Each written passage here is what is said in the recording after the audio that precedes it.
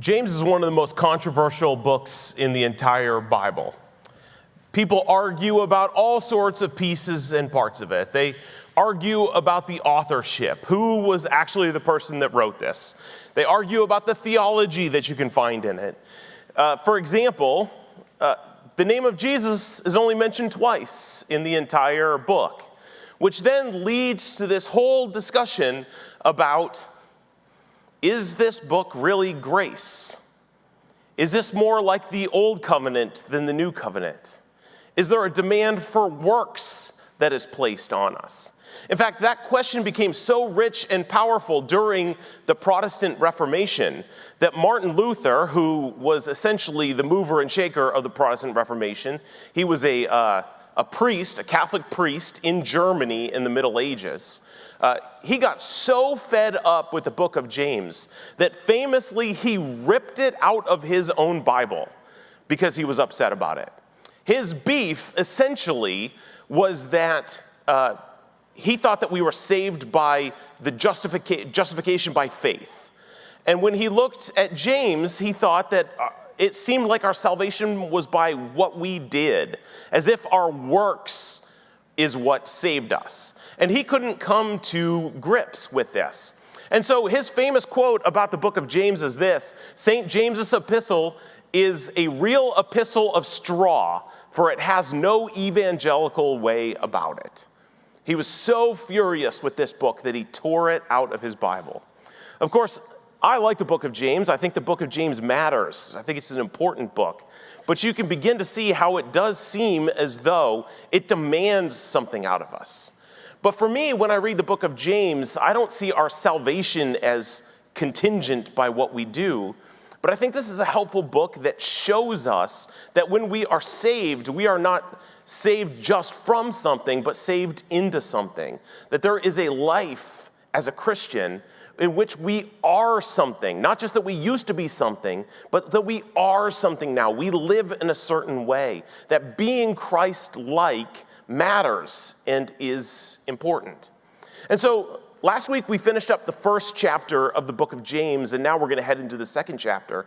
But the very last verse of chapter 1 is a segue into what we're reading today. Chapter 1:27, in the part that Austin preached for us last week, says this: "Religion that God our Father accepts as pure and faultless is this, to look after orphans and widows in their distress, and to keep oneself from being polluted by the world." Now, this is a big statement. There's a lot in this one verse. And in fact, I think when I look out, especially in the American church, I see people often divide themselves into what we might call conservative and liberal. We have conservatives and we have liberals, and people are usually pretty happy to name themselves as one or the other. And it seems to me that when I read a verse like James 1:27, you can begin to see where the conservatives and the liberals fit in a verse like this. Typically, among Christian people, if you're among liberal, progressive Christians, their faith is all about caring after the orphans and the widows. They want to do something for people who they think are less fortunate.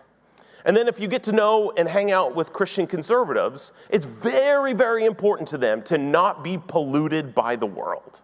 They see the world as dangerous and fallen, and they want to avoid that fallenness and danger.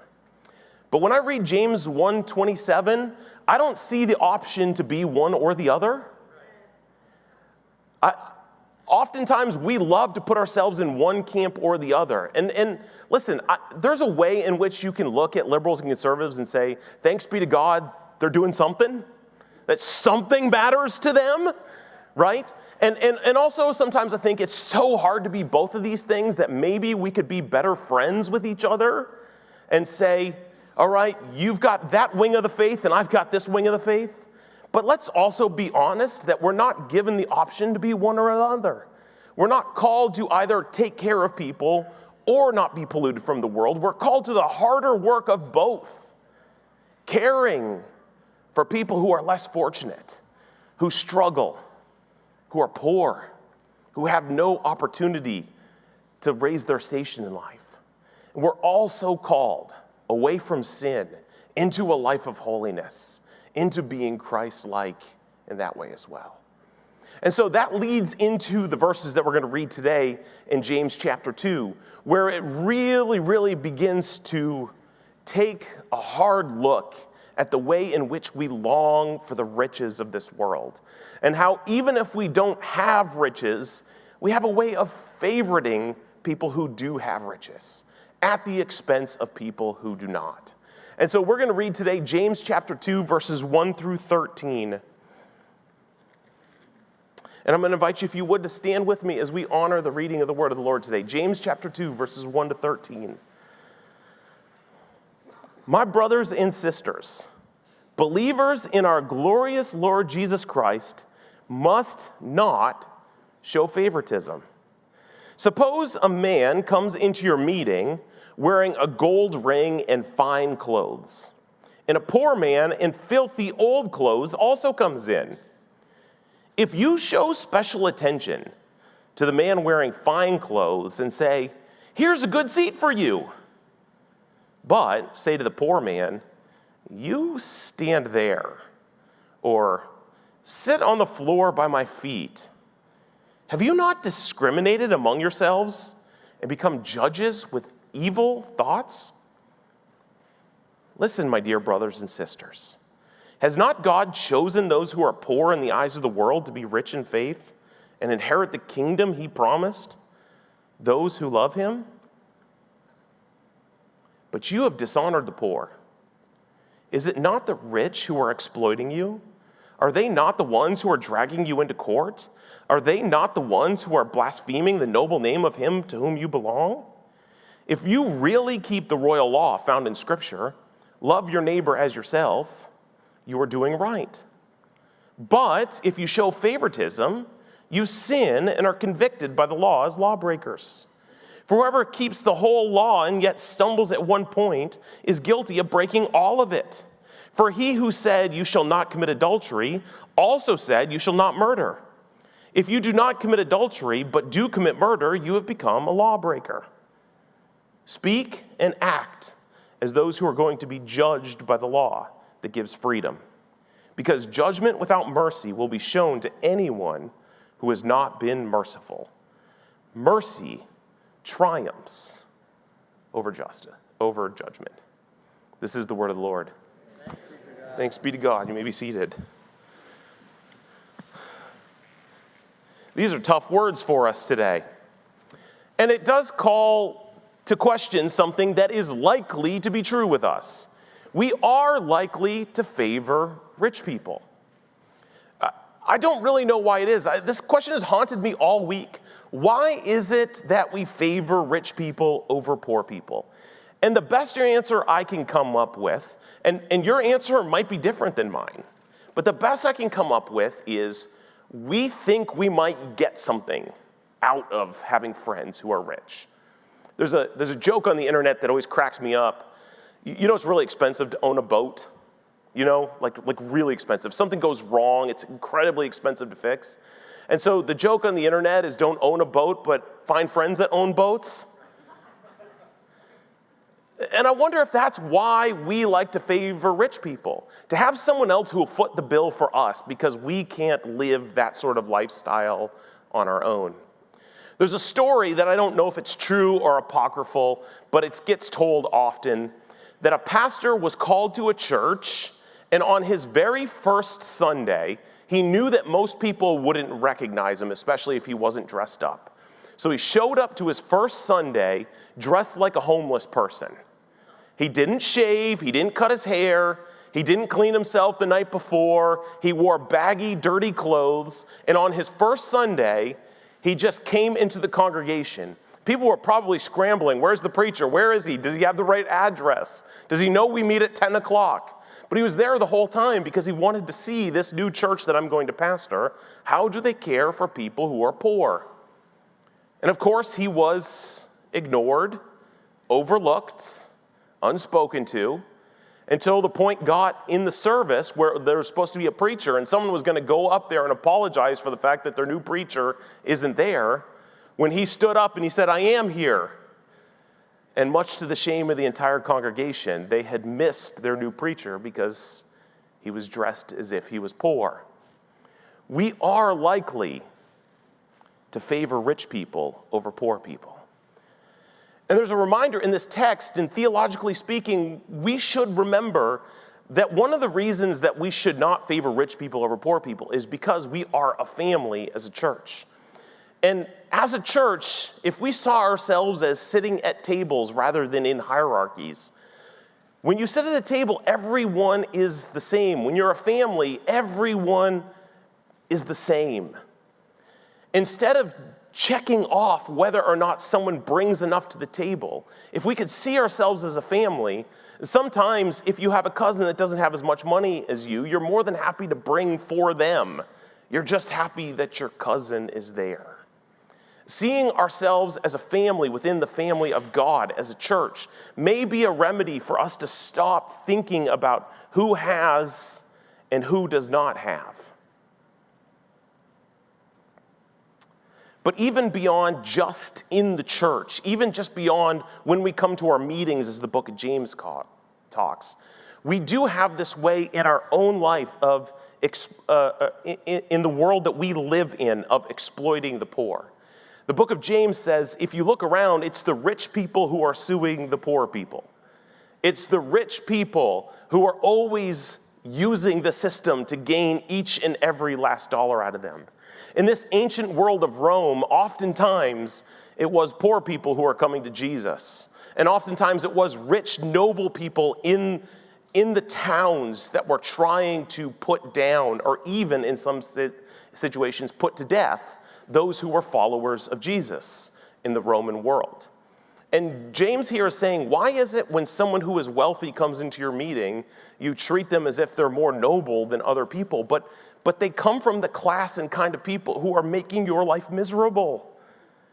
And even though it is the rich people who are suing you left and right and trying to get you before the courts to convict you of being Christian, even though this is the case in the story in your towns, yet when they come to church, you still want to saddle it up to them and to be their friend.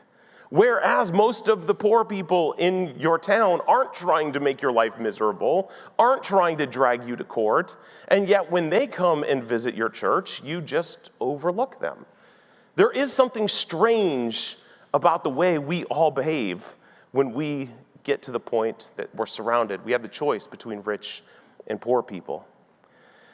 And this verse finishes by comparing our favoritism to murder.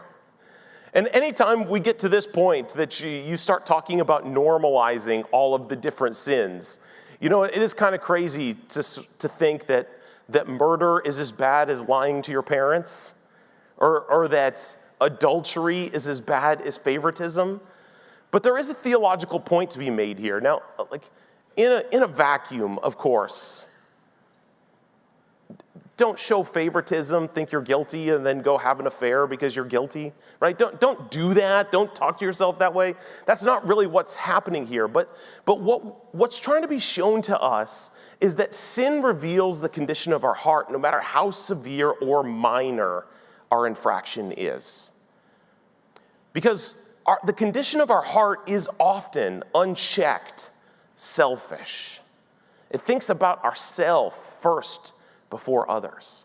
And so we may not be a murderer. We may not be someone who's out having an affair. This is a big week for affairs, by the way. Not only does our text talk about adultery, but you can't even go to a Coldplay concert anymore without being confronted by adultery in our world, right? You may not have committed the big sins, but when we do participate in small, otherwise not very noteworthy sins, it shows that we have a capacity for bigger sins. It shows that there's a selfish bent that we can justify just about anything to ourselves. And so oftentimes we begin with the very little sins. We can rationalize away liking rich people more than poor people. But this is an opening in our heart of selfishness that's very hard to keep unchecked. Once we start noticing that we can get away with little sins, it doesn't take very long before we start dabbling in things that are even more damaging. If we can tell little white lies, if we can favor the rich over the poor, if we can skim just a little bit of money off the top, if we think the world isn't noticing, how long before we start trying these things that are more damaging to more people around us? The condition of our heart can often be shown in simple things like the way in which we treat the poor. And the text ends with a statement that I think is so helpful. After showing us the condition of his heart, we're reminded that mercy triumphs over judgment. That mercy triumphs over judgment. And this is really a major theme in the entire New Testament, that mercy triumphs over judgment. And let's be honest, as a Christian people, we have staked everything on this statement. We have when we decide to follow Jesus, our trust is in Jesus first, but really in this concept second. Because if the day comes that we stand before a holy, almighty God who created us and has given us law to live by, we do not really want to just stand there on our own righteousness, on how good we've been. We don't want to stand before a holy God and say, no, I've gotten it right over and over and over. The truth of the matter is, all of us in here today are pretty keenly aware of our own rap sheet. We're keenly aware of our own blooper reel.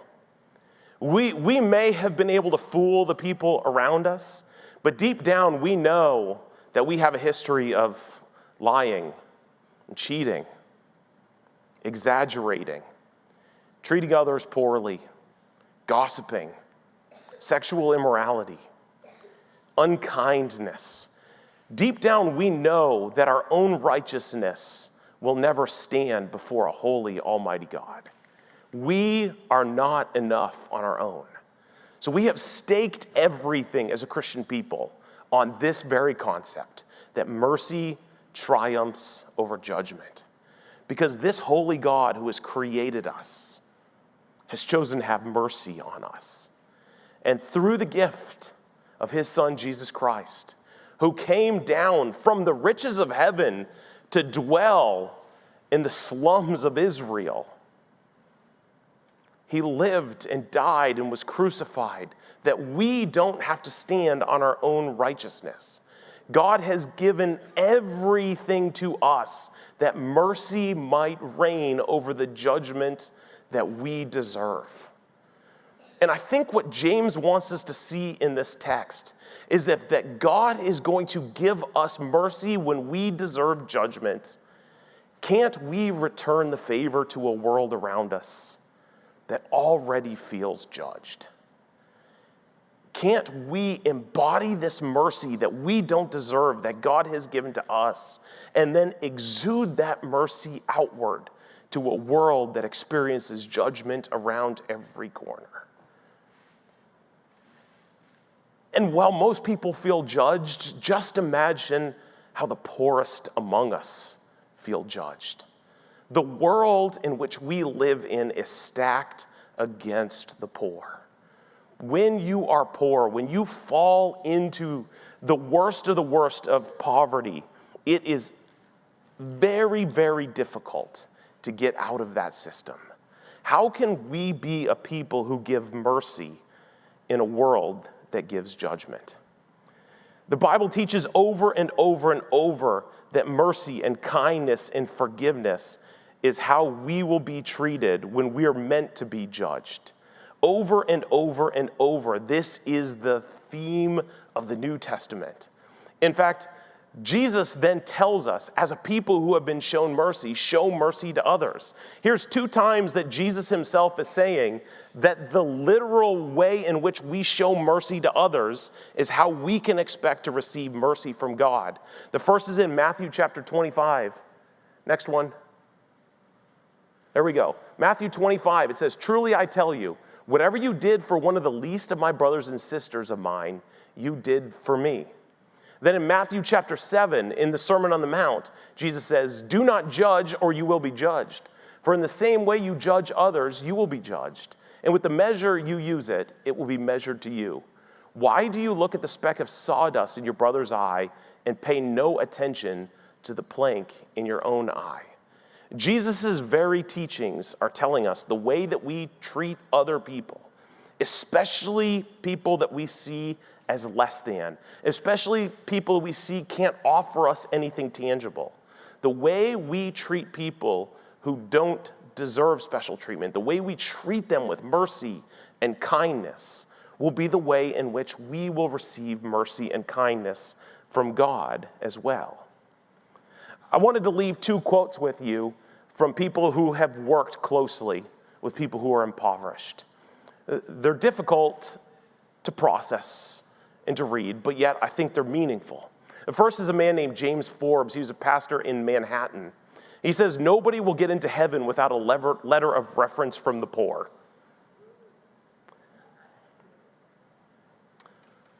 It's convicting to me because the New Testament, the teaching of Jesus over and over and over says we need to care for the poor. And if we get to heaven in Judgment Day and we can't point to one poor person that ever felt as if we cared for them, we've missed a lot of our call on our life. Mother Teresa, of course, was famous for living in the slums of India and working with orphans herself. She said, "At the end of our lives, we will not be judged on what kind of car we drove, how much money we made, how many degrees we earned. At the end of our lives, we will be judged on love, or how well we put our love into action." Now, to some degree, we can talk about God judging us that way, but certainly that's going to be the flavor and the taste of what our funerals will be like. The people who we have spent our life around one day will be tasked with telling our story. And I do find it interesting that the people who have less often have many people at their funeral because they didn't give boats, they didn't give nights out at a party, and they didn't host everyone at their house. But a lot of times, just they loved people. And then a lot of times, I'll do funerals of people who had a lot, just extreme amount of money. And I'll go to their funeral, and there aren't really that many people there. Now, it's not always the case, but how we make people feel, how we receive mercy and love and peace and kindness from Jesus and then turn it and give it away to people, whether they deserve it by the way that the world thinks or not, will be an incredible part of how our story was told after we go. All of this today, all of this talk about the poor and caring for the poor, it made me think of a TV show that I like. It's called Undercover Boss. Have you ever watched this show before?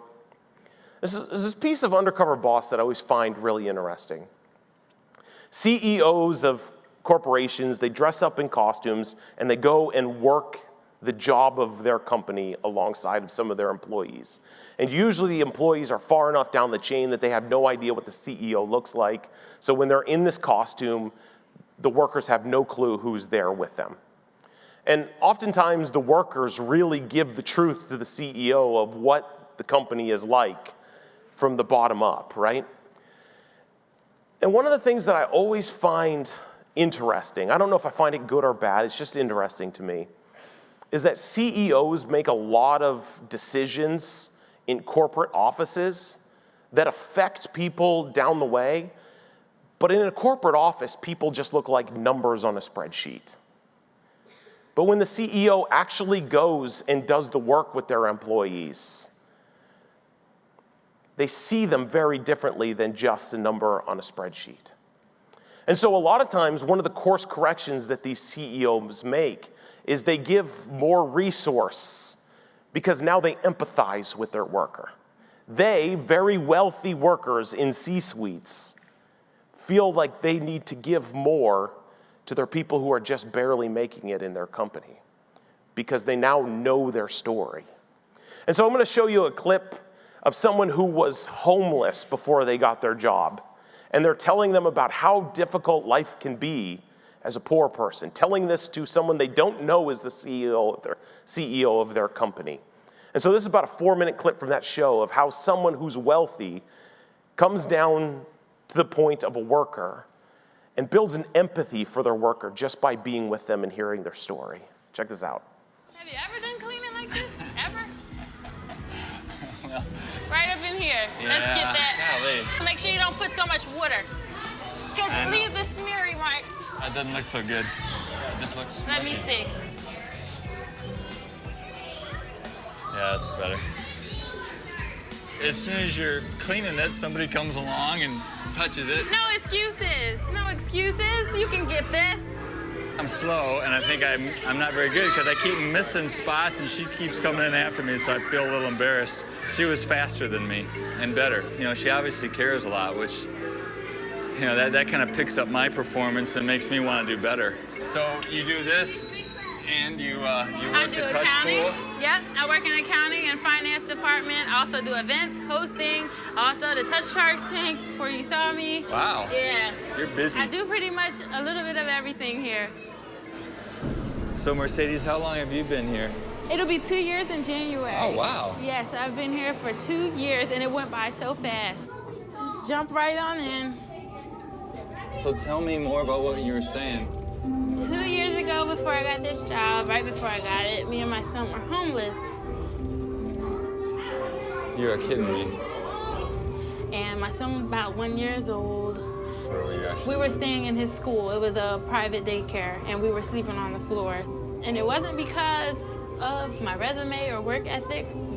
Nobody would hire me. It was just really hard times. And the only thing that kept me going was my son running up to me and smiling. Like, he never knew, you know, we were homeless or we were going through hard times. Kids don't know that stuff. They just are kids. You know, they're innocent. And I finally got the job here. This place was like a lifesaver for me, so. Wow. Ever since then, I've just been saying yes to everything and accepting every opportunity this place has to offer. 'Cause whether it's cleaning, whether it's filing, whether it's greeting a guest or hosting a party. Wow. That's really impressive. I think the more you know, the better. Yeah. The pay comes later, you know? Yeah. It's really humbling to see what she's been through. The attitude to just do it all on your own like she did. It's just so amazing to me in this experience. You know, you just see so much pain and you just think, why? You know, why does it have to be like this? And, you know, you want to help, but you can't always help everybody. It's just, man, what an amazing person. Mercedes, you're just an incredible worker. The more you know, the better. Yeah. The pay comes later, you know? Yeah. Even though you have every reason to have a very different attitude, there's a couple things I want to do. The first thing we want to do is give you an immediate raise. Oh my God. Because Oh my God. I don't believe this is happening. I'm sorry. Oh my God. You okay? Yeah, I'm fine. Oh my God. In honor of you making that huge move from being homeless into a new apartment, we're gonna come in with you to your apartment and we're gonna inventory with you everything that you need. And you just tell us what you need and then we're gonna take care of that. I hope you're with us for a long time. Who knows, maybe we can see you get into your own home. Wow, that would be great. I wanna see you achieve your dreams, okay? Thank you. All righty. Thank you so much. I feel like I'm on top of the world. Like, this is amazing. I had a theology professor once that startled me when he said, there's no point in the scriptures that tells us that our job is to make poor people rich. Sometimes our imagination, our own capitalistic consumer mindset is the way to fix poverty is to make people wealthy. The Bible never tells us to do that. But what the Bible does tell us to do is to care for the poor, to live with the poor. And what scenes like this in Undercover Boss tell me is that Spending time with the poor changes our mindset about the poor. We come to have an empathy for them. We come to have an understanding. And it changes the way we behave and live and even spend. And our model is Jesus, who was the King of heaven, sat on a throne, and came to dwell with us. You want to talk about poverty? Think about our world in relationship to heaven. And Jesus came to dwell with us. And in coming to be with us, his love, his understanding for us expanded to the point that he would die for us. So when we think about poverty in our world, it'd be nice to stop it, it'd be nice to solve it. But chances are we're not going to have the resources to do that. But our next step, our marching order, what we can do is to get to know the poor. Spend time with them. That could make a huge difference in our own spiritual walk. Because we can become like Jesus by the way we learn to spend time with people who don't have, with people who struggle. And our life can be changed to be more Christ-like by coming alongside of people who have less than us, rather than chasing after people who have more than us all the time. Would you stand with me as we sing a word of praise that calls us to the life of holiness that God calls us to?